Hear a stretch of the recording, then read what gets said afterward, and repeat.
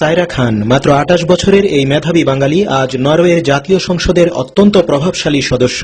নরওয়েজিয়ানদের ভোটে ২০০৫ সালে তিনি পার্লামেন্ট মেম্বার নির্বাচিত হন। প্রায় ৪০ বছরের ওপর নরওয়েতে বসবাসরত কামাল উদ্দিন খানের একমাত্র কন্যা all time brilliant Saira Oslo বিশ্ববিদ্যালয়ে অধ্যয়নকালীন সময়েই ছাত্র রাজনীতির সাথে যোগ দিয়ে স্থানীয় সিটি কাউন্সিলেরও সদস্য নির্বাচিত হয়েছিলেন। ক্ষমতাসীন লেবার পার্টির প্রমিনেন্ট এমপি সায়রা খান বাংলা টিভিকে জানালেন, অপোজিশনের ডিল করা এটা হলো সবচেয়ে হার্ড জব।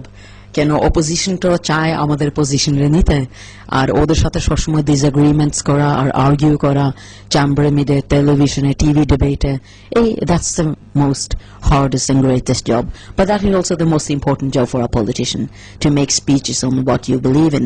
রাজনৈতিক স্থিতিশীলতা অর্জিত হলে এবং দুর্নীতির মূলোৎপাটন করা গেলে বাংলাদেশ হতে পারে এশিয়ার নতুন সিঙ্গাপুর, এই আশাবাদ সায়রা খান এমপির। বাংলাদেশের উন্নতি হওয়ার খুব পসিবিলিটিস আছে, আর আমি বিশ্বাস করি যে বাংলাদেশ কোনো সময় একদিন ইনশাল্লাহ the new Singapore in Asia হইতে পারে।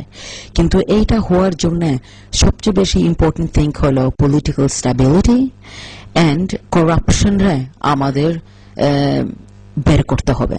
আর আমি জানি এখন যে বাংলাদেশের new government, I have a very good relation to the foreign minister in Bangladesh, Iftikhar Chaudhry, and I know Dr. Yunus, who got the Nobel Peace Prize, very well, and I talk to them often, and they both are saying to me that Bangladesh corruption আস্তে আস্তে অনেক চেষ্টা করতেছে corruption রে নষ্ট করার জন্য, আর বাংলাদেশের উন্নতি হওয়ার জন্য the corruption must remove.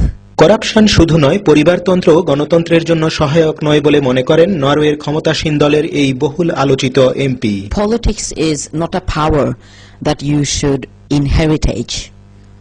You should get political positions because you want your nation's best interest and because you are qualified, not because you are the son or the daughter of the right father or mother. বাংলাদেশে বিগত বছরগুলোতে দুর্নীতির জন্য দুই নেত্রী দায় এড়াতে পারেন না, মন্তব্য সায়রা খান এমপির। These two women were in power in Bangladesh for many years. Our corruption to শুধু বাড়তে ছিল, কমে নাই তো। Of course they are responsible for parts of the corruption in Bangladesh with many other people.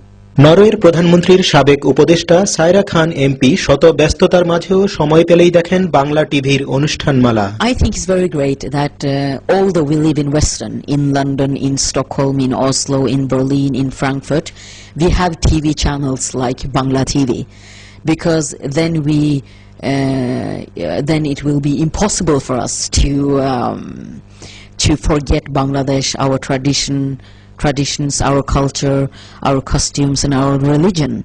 And I think it's nice that when I go to my mother and father and turn on the television, I can listen to Bengali music and Bengali songs and look at Bengali dramas and movies.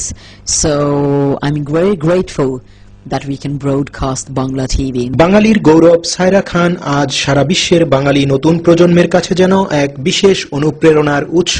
Mainul Islam Nasim, Bangla TV news, Stortinget, parliament house, Oslo, Norway.